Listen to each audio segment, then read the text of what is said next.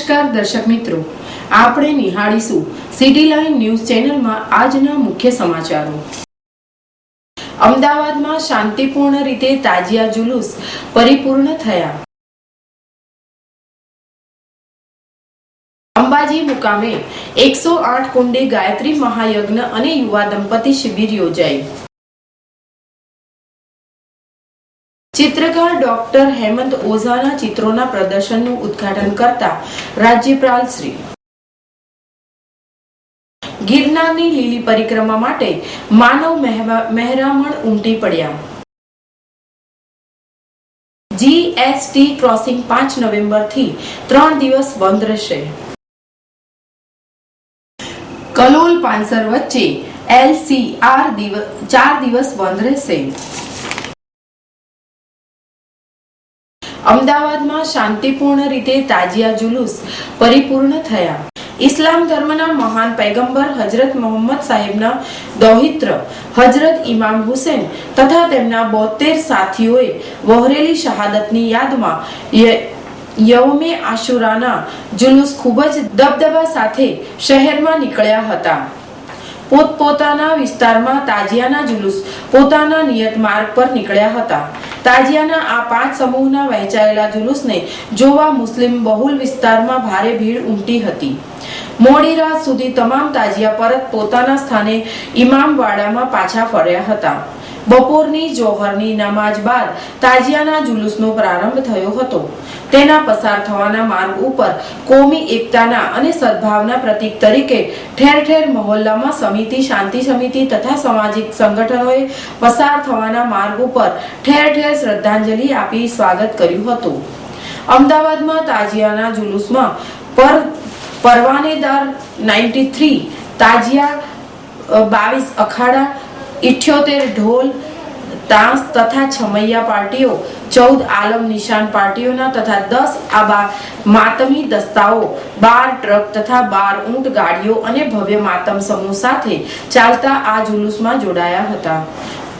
સવારે 9 વાગ્યાથી મન્નતના આ તાજિયાઓનો પ્રારંભ થઈ ગયો હતો।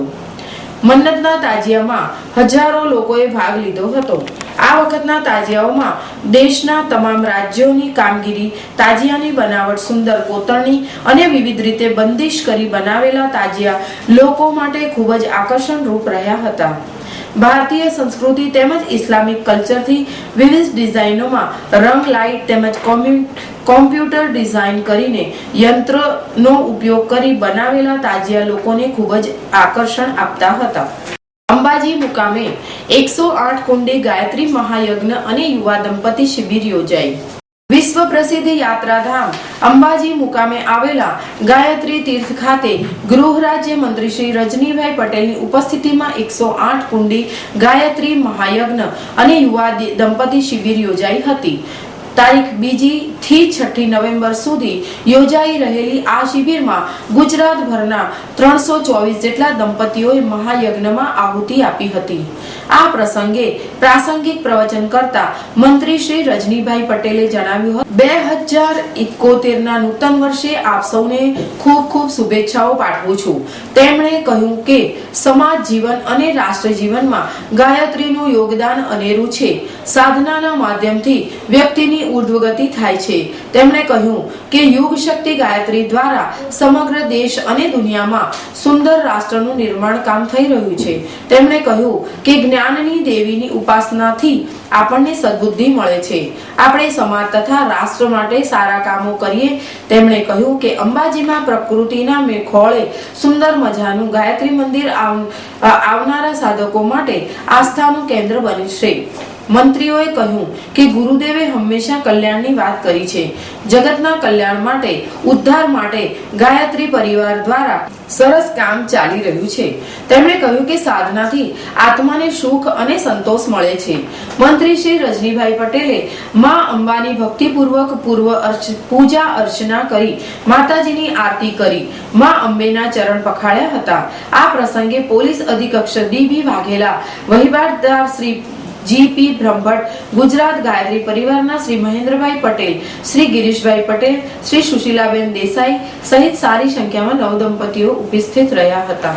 ચિત્રકાર ડોક્ટર હેમંત ઓઝાના ચિત્રોના પ્રદર્શનનું ઉદ્ઘાટન કરતા ગુજરાતના રાજ્યપાલ શ્રી OP કોહલીએ અમદાવાદમાં ચિત્રકાર ડોક્ટર હેમંત ઓઝાના ચિત્રનું પ્રદર્શન કુદરતના આકાર પ્રતિબિંબનું ઉદ્ઘાટન કર્યું હતું. રાજ્યપાલ શ્રીએ તેમના પ્રાસંગિક પ્રવચનમાં જણાવ્યું હતું કે આદિ કલાકાર ઈશ્વર છે, જેણે સમગ્ર સૃષ્ટિને સૌંદર્ય બખ્શ્યું છે. પ્રાકૃતિક સૌંદર્ય ઈશ્વરની કલાકૃતિ છે, જેના સમીપ કલાની સાધના કરનાર કલાકાર આપણને લઈ જાય છે. ચિત્રકાર ડોક્ટર હેમંત ઓઝા જેવા કલા સાધકો જ આપણને પ્રકૃતિના અદ્ભુત સૌંદર્યના દર્શન કરાવે છે, જેનાથી આપણને ધન્યતાની અનુભૂતિ થાય છે. તેમણે જણાવ્યું હતું કે કલા, સંગીત અને સાહિત્ય આપણી વર્ષો પુરાણી ગૌરવશાળી સંસ્કૃતિના ધબકાર છે. તે આપણી સાંસ્કૃતિક ધરોહર અને વિવિધ સાંસ્કૃતિક પરંપરાઓથી પરિચય કરાવે છે. તેમણે ઉમેર્યું હતું કે આજે માનવી પ્રકૃતિથી દૂર થતો જાય છે. મોટા શહેરોના કોલાહલ વચ્ચે પ્રકૃતિના સૌંદર્યને નિહાળી શકતો નથી. ડોક્ટર હેમંત ઓઝા જેવા ચિત્રકારો તેમની ઉત્કૃષ્ટ કલાકૃતિઓ દ્વારા માનવીને પ્રકૃતિની નિહાળવાની તક પૂરી પાડે છે. રાજ્યપાલ શ્રી ડોક્ટર હેમંત ઓઝાની કલાકૃતિઓને બિરદાવી જણાવ્યું હતું કે તેમની આ ઉત્તમ ચિત્રકલા ઉગતા કલાકારોને અવશ્ય પ્રેરણા પૂરી પાડશે.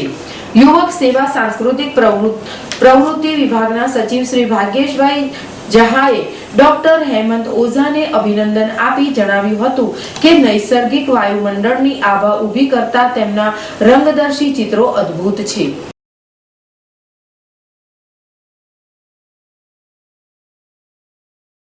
ગિરનારની લીલી પરિક્રમા માટે માનવ મહેરામણ ઉમટી પડ્યા.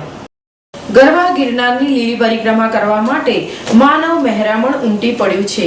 ત્યારે રાજકોટ તથા રાજકોટની આજુબાજુના ગ્રામ્ય વિસ્તારોમાંથી જૂનાગઢ જવા માટે રાજકોટ ST ડેપો દ્વારા ખાસ બસો મૂકવામાં આવી છે, જેમાં ખાસી ભીડ જોવા મળી રહી છે. 3 દિવસ દરમિયાન જૂનાગઢ લીલી પરિક્રમા માટે ST તંત્ર દ્વારા 200 ફેરા કરવામાં આવ્યા હતા. લીલી પરિક્રમા માટે મુકાયેલા ખાસ બસોમાં બહોળી સંખ્યામાં મુસાફરો જૂનાગઢ ગયા હતા અને હજી પણ જઈ રહ્યા છે. ત્યારે અગાઉ દિવાળીના તહેવારમાં કમાણી કર્યા બાદ જૂનાગઢ લીલી પરિક્રમા માટે પણ બસોની ફાળવણી કરવામાં આવતા ST તંત્ર માટે દિવાળી જેવો માહોલ જોવા મળ્યો હતો. GST ક્રોસિંગ 5 નવેમ્બરથી 3 દિવસ બંધ રહેશે. પશ્ચિમ રેલવેના અમદાવાદ ડિવિઝનના અમદાવાદ વિરમગામ રેલવે સ્ટેશન, આંધલોડિયા તથા સાબરમતી F કેબિન વચ્ચે કિલોમીટર 504.507 આવે શ્રી રેલવે ક્રોસિંગના નંબર 07 GST ક્રોસિંગ તારીખ 5મી નવેમ્બરના સવારના 8 વાગ્યાથી 7મી નવેમ્બર રાત્રિ 21 વાગ્યા સુધી સમારકામ કામગીરી કરવાના કારણે બંધ રહેશે.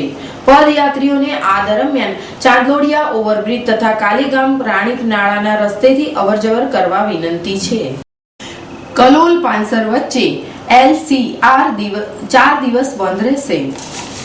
પશ્ચિમ રેલવેના અમદાવાદ ડિવિઝન ખાતેના જુલાસણ કલોલ બ્રોડગેજ લાઇન ડિવિઝન ખાતે કલોલ અને જુલાસણ વચ્ચે કિલોમીટર 774/3.4 સ્થિત LC નંબર 228 તારીખ 5મી નવેમ્બરના સવારના 8 વાગ્યાથી 9મી નવેમ્બર સવારના 8 વાગ્યા સુધી કુલ 4 દિવસ સમારકામ કરવાનું હોવાથી તે બંધ રહેશે.